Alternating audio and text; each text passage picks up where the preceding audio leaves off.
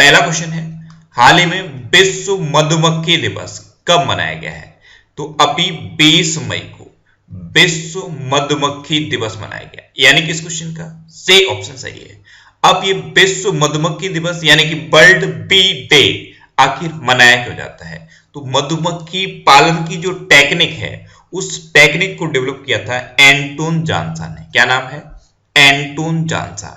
इनका जन्मदिन होता है 20 मई को, तो इनके जन्मदिन के रूप में भी इसे मनाया जाता है। और पारिस्थितिकी तंत्र यानी कि इकोसिस्टम के लिए मधुमक्खियों और अन्य परागकणों के महत्व, योगदान और उनके संरक्षण के बारे में जागरूकता बढ़ाने के लिए भी इसे हर साल 20 मई को मनाया जाता है। अच्छा, इस बार के वर्ल्ड बी डे की थीम क्या है? तो इस बार की थीम है बी इंगेज्ड। क्या है? B double E, be engaged, ENGAGED। तो इस बार की थीम है बी इंगेज्ड, तो ये थीम भी आप याद रखिए। अच्छा, 20 मई को ही एक और इंपॉर्टेंट डे मनाया जाता है, वो क्या है? वर्ल्ड मेट्रोलॉजी डे, यानी कि विश्व माप विज्ञान दिवस। तो ये दो इंपॉर्टेंट डे मनाए जाते हैं 20 मई को। अभी मैंने एक टर्म बोला था पारिस्थितिकी तंत्र, यानी कि इकोसिस्टम। इससे रिलेटेड मैंने लगभग 1000 से ज्यादा स्टूडेंट को एक क्वेश्चन का रिप्लाई किया है। बहुत सारे स्टूडेंट एक क्वेश्चन पूछते हैं कि सर नेशनल पार्क और वाइल्ड लाइफ सेंचुरी में क्या अंतर होता है? इसका मैंने इंस्टाग्राम पे 1000 से ज्यादा स्टूडेंट को मैनुअली आंसर टाइप कर करके बताया है। तो इसके बारे में एक डिटेल मैंने अलग से ऑडियो बना दिया है कि नेशनल पार्क और वाइल्ड लाइफ सेंचुरी में क्या अंतर होता है। तो उस ऑडियो को आप सुन लीजिए, जिससे कि आपको नेशनल पार्क और वाइल्ड लाइफ सेंचुरी का अंतर पता चल जाए, जिससे कि आप समझ पाए कि नेशनल पार्क में और वाइल्ड लाइफ सेंचुरी में अंतर क्या होता है। तो उस ऑडियो का लिंक नीचे डिस्क्रिप्शन में मैंने दिया है। डिस्क्रिप्शन में आप देखोगे तो ऑडियो रिवीजन करके एक लिंक दिया हुआ है, आप उस पर क्लिक करके उस ऑडियो को सुन सकते हैं। जब आप ऑडियो रिवीजन वाले लिंक पर क्लिक करेंगे तो वहां पे आपको मेरी एक प्रोफाइल मिलेगी, उस पर फॉलो का ऑप्शन आएगा, आप उस पर क्लिक करके मुझे फॉलो कर लीजिए, जिससे कि इस टाइप की इंपोर्टेंट ऑडियोज आपको मिलती रहे। आज के इस वीडियो को हम टारगेट रखते हैं 40,000 लाइक का। तो अगर ये वीडियो आपको अच्छा लगता है, हेल्पफुल लगता है, तब आप इस वीडियो को लाइक और शेयर जरूर किया करो। और मैं आपको भी बोलता हूं, डेली मॉर्निंग में उठकर सबसे पहले अपने लिए टारगेट फिक्स करो, चाहे छोटा सा ही टारगेट फिक्स करो, लेकिन डेली मॉर्निंग में उठकर सबसे पहले अपने लिए टारगेट फिक्स करो और फिर अपना पूरा दिन उस टारगेट को अचीव करने में लगा दो। आपकी लाइफ ऑटोमेटिकली अच्छी हो जाएगी। नेक्स्ट क्वेश्चन है, हाल ही में अपने देश भारत को किसके कार्यकारी बोर्ड के लिए चुना गया है? तो अभी अपने देश भारत को WHO के कार्यकारी बोर्ड के लिए चुना गया। तो इस क्वेश्चन का सही ऑप्शन सही है। अब कार्यकारी बोर्ड के लिए चुन तो लिया गया, लेकिन सिर्फ इंडिया को नहीं चुना गया है। इंडिया के अलावा Botswana, Colombia, Ghana, Guinea Bissau, Madagascar, Oman, republican of Korea, Russia और यूके, इतनी कंट्रीज को WHO के कार्यकारी बोर्ड के लिए चुना गया है। अच्छा, कार्यकारी बोर्ड, इसका काम क्या होता है? तो स्वास्थ्य सेवा के निर्णयों और नीतियों को प्रभावी बनाना इसका काम होता है। तो इसमें अब अपने देश भारत को चुन लिया गया है। अब WHO, तो WHO की फुल फॉर्म क्या है? World health organisation. WHO की स्थापना कब हुई थी? 7 अप्रैल 1948 को। WHO का हेडक्वार्टर कहां पे है? जिनेवा में। और WHO के प्रेजेंट टाइम पे हेड कौन है? Tedros Adhanom Ghebreyesus. Next question है, हाल ही में कौन सा केंद्र शासित प्रदेश कोरोना मुक्त घोषित किया गया है? तो अभी लद्दाख को कोरोना मुक्त घोषित कर दिया गया। तो इस क्वेश्चन का बी ऑप्शन सही है। 3 मई के बाद लद्दाख में कोई भी कोरोना पॉजिटिव केस नहीं आया है, इसलिए अब लद्दाख को कोरोना मुक्त घोषित कर दिया गया है। ये पहला केंद्र शासित प्रदेश बन गया है जिसको अब कोरोना मुक्त घोषित किया गया है। अच्छा, पहला राज्य कौन सा है जिसे कोरोना मुक्त घोषित किया गया था? तो गोवा। गोवा को सबसे पहले कोरोना मुक्त घोषित किया गया था। पहला राज्य और पहला केंद्र शासित प्रदेश, दोनों आप याद रखिए। अच्छा, लद्दाख केंद्र शासित प्रदेश है और केंद्र शासित प्रदेश में लेफ्टिनेंट गवर्नर हुआ करते हैं, यानी कि उपराज्यपाल हुआ करते हैं। तो लद्दाख के प्रेजेंट टाइम पे उपराज्यपाल कौन है? RK माथुर। नेक्स्ट क्वेश्चन है, हाल ही में गोविंद राजुलु चिंटाला किस बैंक के नए अध्यक्ष नियुक्त हुए हैं? तो अभी नाबार्ड के नए अध्यक्ष अपॉइंट हो गए हैं गोविंद राजुलु चिंटाला। तो इस क्वेश्चन का बी ऑप्शन सही है। ये हैं गोविंद राजुलु चिंटाला और यही अब नाबार्ड के नए अध्यक्ष अपॉइंट हुए हैं। अच्छा, नाबार्ड की फुल फॉर्म क्या है? National bank for agriculture and rural development. NABARD की स्थापना कब हुई थी? 1982 में। नाबार्ड का हेडक्वार्टर कहां पे है? मुंबई में। और अब इसके नए अध्यक्ष तो यही अपॉइंट हो गए हैं, गोविंद राजुलु चिंटाला। नेक्स्ट क्वेश्चन है, हाल ही में किस देश के प्रधानमंत्री थॉमस थवेन ने इस्तीफा दिया है? तो थॉमस थवेन ये लेसोथो के प्रधानमंत्री थे, लेकिन अभी इन्होंने इस्तीफा दे दिया। तो इस क्वेश्चन का बी ऑप्शन सही है। अब ये जरूर माइंड में क्लिक कर गया होगा कि लेसोथो ये कौन सा कंट्री है? लेसोथो ये अफ्रीकन कंट्री है। आप मैप में ध्यान से देखिए, ये है लेसोथो, ये साउथ अफ्रीका के पास में जो आपको दिख रहा है यही है लेसोथो। इसी के प्रधानमंत्री थे थॉमस थवेन, इन्होंने अब इस्तीफा दे दिया है। ये अफ्रीकन कॉन्टिनेंट का कंट्री है लेसोथो, ये याद रखना। अब लेसोथो की कैपिटल क्या है? मसेरू। लेसोथो की करेंसी क्या है? लेसोथो लोटी। और लेसोथो के अभी तक प्राइम मिनिस्टर तो यही थे थॉमस थवेन, लेकिन अब इन्होंने इस्तीफा दे दिया है। नेक्स्ट क्वेश्चन है, हाल ही में किस राज्य सरकार ने आरटीआई हेल्पलाइन नंबर जारी किया है? तो अभी पंजाब गवर्नमेंट ने एक आरटीआई हेल्पलाइन नंबर जारी कर दिया। तो इस क्वेश्चन का ए ऑप्शन सही है। अभी आरटीआई की बहुत सारी एप्लीकेशन पेंडिंग में आ गई, इसके बाद पंजाब गवर्नमेंट ने इनको जल्द से जल्द सॉल्व करने के लिए एक हेल्पलाइन नंबर जारी कर दिया है। तो आरटीआई हेल्पलाइन नंबर जारी किया है पंजाब गवर्नमेंट ने। अब पंजाब ने किया तो ये है मैप में पंजाब। पंजाब की कैपिटल क्या है? चंडीगढ़। पंजाब के चीफ मिनिस्टर कौन है? कैप्टन अमरिंदर सिंह। और पंजाब के प्रेजेंट टाइम पे गवर्नर कौन है? BP Singh Badnore. Next question है, हाल ही में किसने WHO को 2 बिलियन अमेरिकी डॉलर की मदद का ऐलान किया है? तो अभी चाइना ने WHO को 2 बिलियन अमेरिकी डॉलर की मदद का ऐलान किया। तो इस क्वेश्चन का सी ऑप्शन सही है। इससे पहले चाइना ने 30 मिलियन डॉलर दिए थे WHO को, और अब 2 बिलियन डॉलर देने की घोषणा कर दी है चाइना ने। अच्छा, चाइना तो आप मैप में देखिए, यह है चाइना। चाइना की कैपिटल क्या है? बीजिंग। चाइना की करेंसी क्या है? रेन मिनबी। चाइना की ऑफिशियल करेंसी रेन मिनबी है, लेकिन जनरली बोलचाल में युआन बहुत ज्यादा चर्चा में रहता है, और जो ऑफिशियल करेंसी है रेन मिनबी, उसको पीपल्स बैंक ऑफ चाइना जारी करता है। और चाइना के प्रेजेंट टाइम पे प्रेसिडेंट कौन है? Xi Jinping. कौन है? Xi Jinping.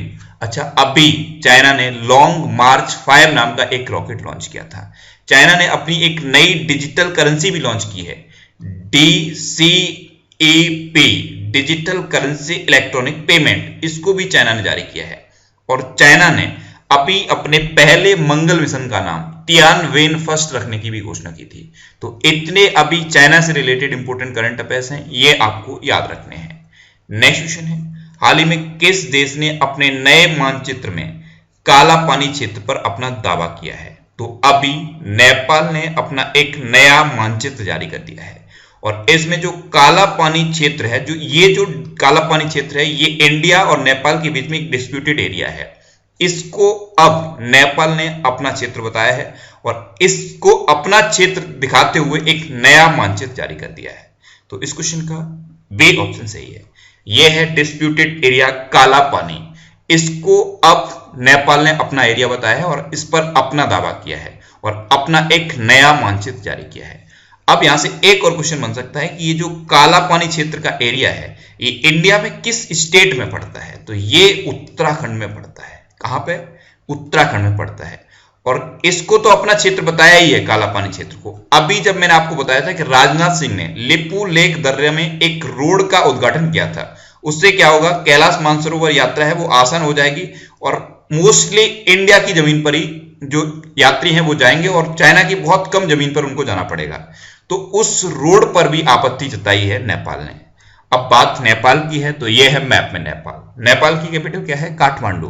नेपाल की करेंसी क्या है? नेपाली रुपया। नेपाल की प्रेजेंट टाइम पे प्रेसिडेंट कौन है? विद्या देवी भंडारी। और नेपाल के प्रेजेंट टाइम पे प्राइम मिनिस्टर कौन है? केपी शर्मा ओली। अच्छा, अभी अपने देश भारत ने नेपाल को 30,000 टेस्टिंग किट भी दिए हैं, ये भी आपको याद रखना है। PathoDetect test kit, India ने 30,000 टेस्ट किट नेपाल को दिए हैं। नेक्स्ट क्वेश्चन है, हाल ही में G20 वर्चुअल व्यापार और निवेश मंत्रियों की बैठक में भारत का प्रतिनिधित्व किसने किया है?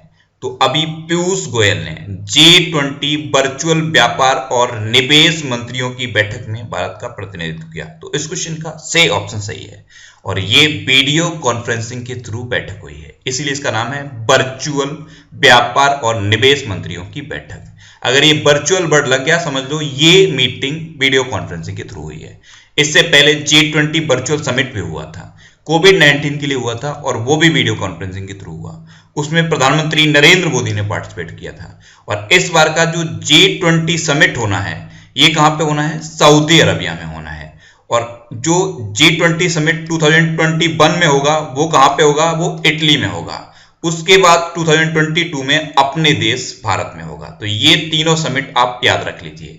इस बार का सऊदी अरबिया में होगा, अगला यानी कि 2021 में इटली में होगा और उसके बाद अपने देश भारत में होगा। नेक्स्ट क्वेश्चन है, हाल ही में नेशनल टेस्ट अभ्यास मोबाइल ऐप किसने लॉन्च किया है?